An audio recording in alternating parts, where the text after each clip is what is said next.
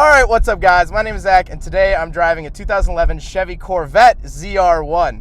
Up front is a 6.2 liter supercharged V8, down below is a 6-speed manual transmission. This video is sponsored by CarMarshal.com. If you'd like to support the channel, click the link down in the description below. CarMarshal.com advertises for over 100,000 vehicles across the US.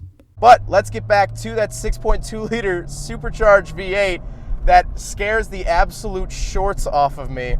It's insane. The power is obviously there. It's around 600 horsepower, but you really start to feel it up top. It doesn't die off like a naturally aspirated V8. It just keeps pulling. That's where it starts terrifying you, is you feel like you should shift and you don't. It just goes to the moon. All right, so I do a lot of things for the camera. I try to enunciate my words, try to address the camera a little bit.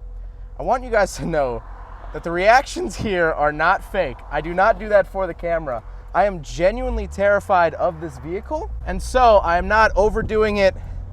I am not trying to show off for the camera. I'm genuinely scared of this car, and I hope that that's pretty obvious. All right, second gear, roll into it.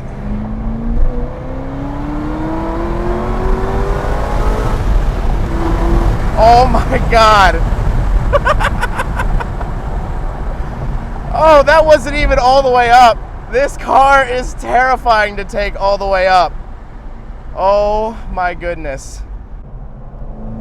Oh, it makes awesome induction noises.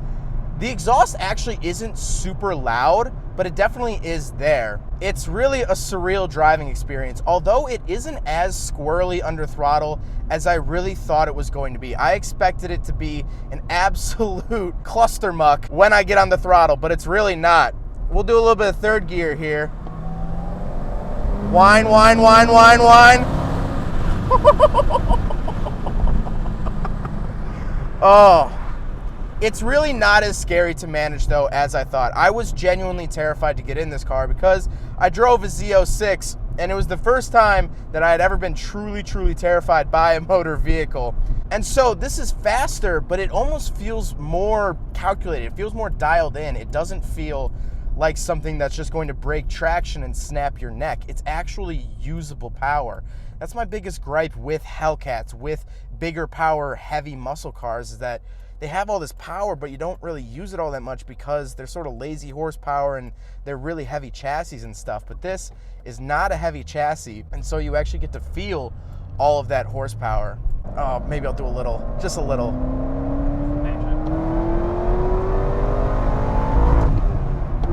Oh, that was the top. That was revving it out. Oh, carbon ceramic brakes are saving my life right now. Oh, man. But even doing that pull, I don't know if you could see it on camera. Did you see how I was holding the steering wheel? Like this. Little crab hands. It's not a hard car to drive. It's just the thought of it, the brutality of it scares me. It's not hard, it's just scary. Like I said, paired to it is a 6-speed manual, really easy to get into gear for the caliber of car. It's not going to be as easy to get into gear as, say, a base model Toyota Corolla, but it still is really simple. It's not scary, and so far I have not stalled it yet, so if that tells you anything, it's not a hard transmission to get used to. And the transmission is in the rear. There is a torque tube that goes from the engine to the rear. So that's kind of cool if you didn't know that. These are rear transmission cars. And last but not least, of course, it is rear wheel drive. So let's talk about the interior. Well, in front of me, I have a bunch of different gauges. On the left is my oil pressure and coolant temperature. Then we have the tachometer, then the speedometer on the right, and then I have boost pressure, which is really cool for that supercharger. And it does actually give you vacuum, so it's a real boost gauge. And then fuel on the right as well. And I get a little odometer, settings, little screen, whatever. So to the left of the gauges, there are a couple different buttons. This is for the heads-up display. So there is a heads-up display while you're driving. It actually gives you your speed, the speed of the engine, and you can switch between a couple different things. Right now, I have it on boost pressure because of course I do. It's absolutely awesome. I love the heads-up display. It's really easy to read, especially here in the daytime. It's not hard to read at all, and I love that. The steering wheel is straight out of a Pontiac G6. The Pontiac G6s have the exact same steering wheel, but I do have volume controls on the right and then my phone controls on the left. On the door, I do have memory seats as well as the get out, so it just moves the seat all the way back, easier to get in and out. And then I have my window switches on the door and power mirror options. In the center, I do have 2 air vents and then the infotainment system. This is the stock radio. It's not good, it's not bad. It is what it is for 2011. And honestly, the radio is really the last of your worries when it comes to the ZR1. Then I have climate controls, super basic here. Again, they look like they're out of a Malibu, but you know, that's fine. And then I do have actually heated seat options, which is really, really nice. I mean, this is the ZR1. It should have a couple nicer perks like that. And so it does have heated seats, and I really like that. Then we come down to the shifter. The shifter feels great. It just looks a little odd because the actual shift pattern is tilted towards the driver. So the whole thing's a little bit tilted. It looks like it's tilted, but it actually shifts normally, and I like that a lot. Then I get 2 cup holders, my traction control button, which still has a C5 on it. This is the C6 generation. Still has a C5 on it, which is a little bit weird. And then I have a couple different drive modes that I can set it to. There is a race mode, which I will not be touching because it turns off traction control, and I'm really not trying to buy a ZR1 over a stupid YouTube video. So I'm gonna leave it just in sport. The pulls that I did were in sport. So there is a race mode. I know a lot of people will be like, oh, I didn't put it in race mode. I'm not going to because I don't have any money. The seats are nice and comfortable. They say ZR1 on the back. I really, really like that. It definitely makes me feel special. If you're gonna buy a ZR1, you should feel special. You're buying something really, really cool and unique. Now we gotta talk about the looks. I absolutely love the look of the ZR1 C6. I'm not a huge C6 fan, but the ZR1 is something definitely special. It has the little window so you can see the engine. I don't know what's more American than that, is that they gave you a window to see the supercharger. That's, I love that. It's absolutely awesome. But I think everything works. I actually really like the chrome wheels. I love the color. I love the blue accents on the badges.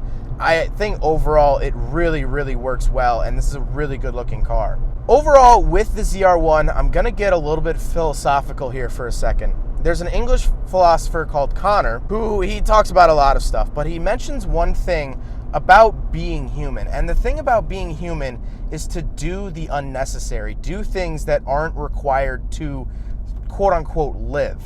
So if you look in nature, a bear doesn't paint or, you know, do anything extracurricular.